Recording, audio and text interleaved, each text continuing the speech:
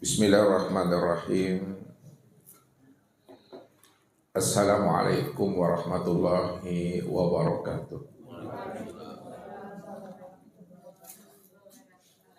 Alhamdulillah. Alhamdulillahilladzi nawwara qulubana binuri ma'rifati wal yakin wa adkhilna ma'al awliya'i wassolihin.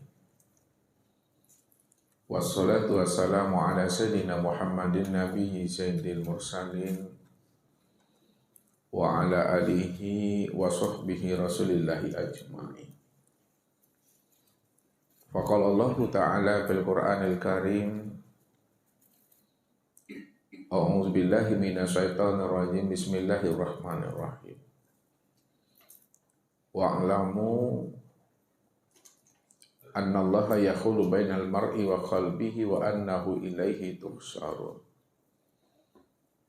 Shadaqallahul azim. Bapak Ibu, saudara-saudaraku dan anak-anak kami jamaah tauhid yang dirahmati Allah. Bila mana hati dan jiwa seorang hamba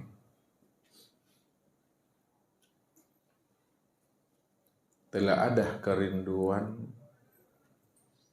mahabbah dan bermanja-manja dengan rohnya,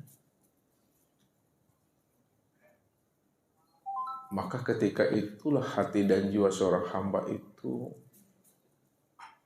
mampu merasakan akan kedekatan dan kehadiran Allah itu selalu beserta dirinya. Wa huwa ma'akum aina ma kuntum. Dan dianya Allah itu selalu menyertai akan hambanya di mana saja hamba itu berada. Hal ini pernah ditanyakan oleh sahabat kepada baginda Rasul Nabi Muhammad sallallahu alaihi wasallam. Apa kata sahabat kepada beliau?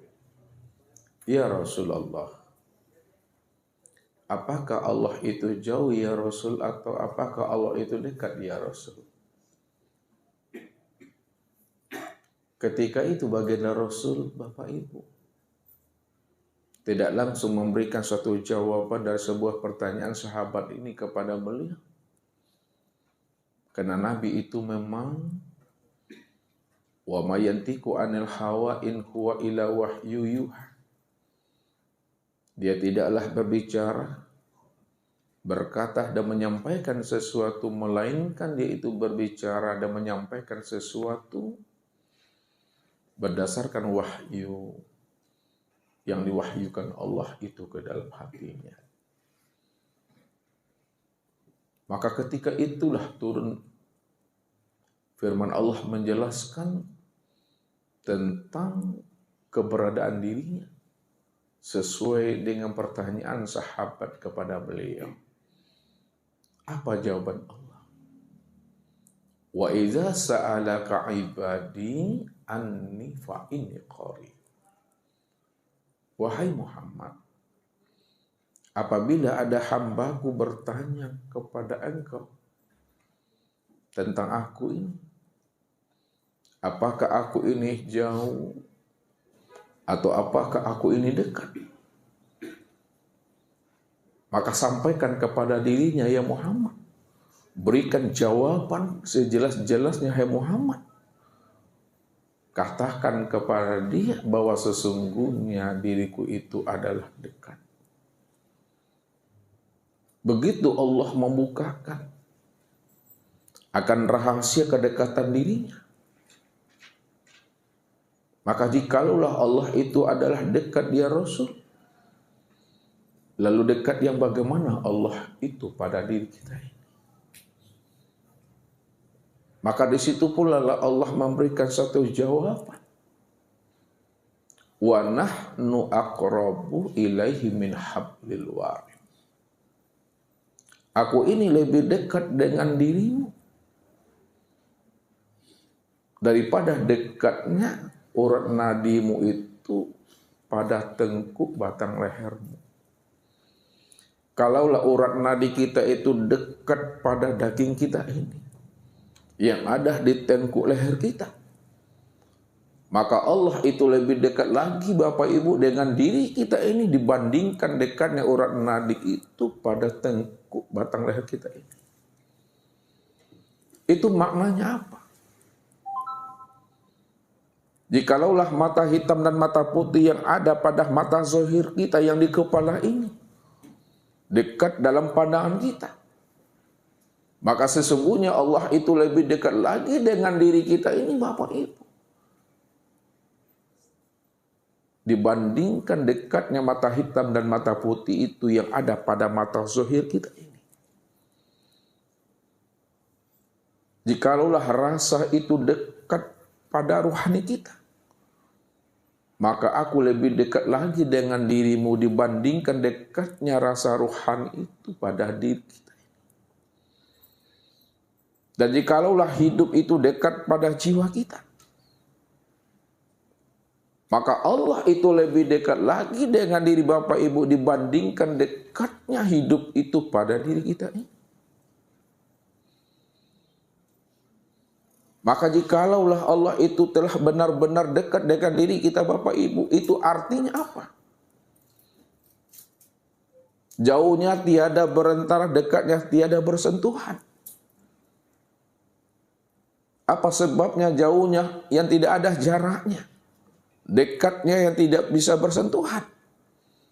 Karena Allah itu adalah wal awal wal akhiru wal zahir wal batin. Dia adalah diri yang awal. Dia pula lah yang dikatakan diri yang akhir. Dia pula yang disebut diri yang zahir dan dia pula yang dikatakan namanya diri yang batin.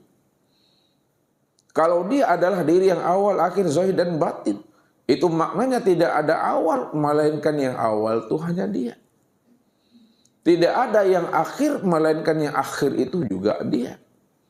Tidak ada yang zahir dan yang batin, melainkan yang zahir dan yang batin itu juga adalah dia. Apa sebabnya? Karena tidak ada alam melainkan dia, dan tidak ada sesuatu melainkan dia.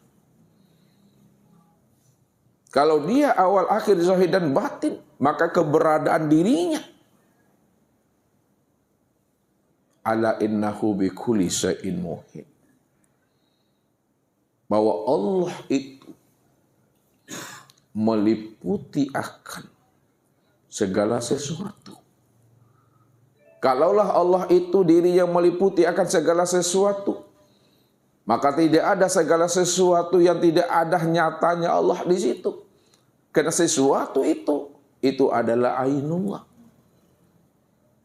Sesuatu itu adalah hakikatullah. Kalaulah segala sesuatu itu dikatakan ainullah, hakikatullah, itu maknanya bahwa segala sesuatu itu tempat memandang nyatanya akan diri Allah itu. Disitulah ia meliputi akan dirinya sendiri. Namun kesempurnaan akan wujud nyatanya dirinya sendiri.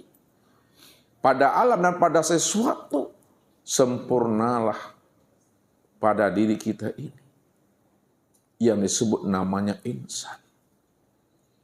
Walaupun Ustadz mengatakan sempurnanya pada diri kita ini yang disebut insan, diri kita ini bukanlah kenyataan diri kita, akan tetapi diri kita ini adalah kenyataan daripada dirinya juga.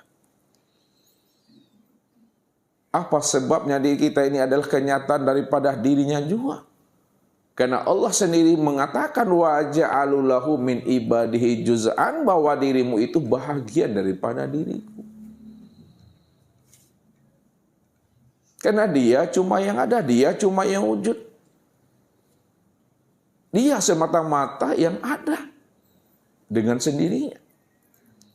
Kalau dia yang wujud, dia yang nyata dengan sendirinya, maka segala sesuatu ini dalam bentuk rupa yang berbeda, wujud yang lain, itu sebenarnya tiada lain adalah bentuk lain daripada aku.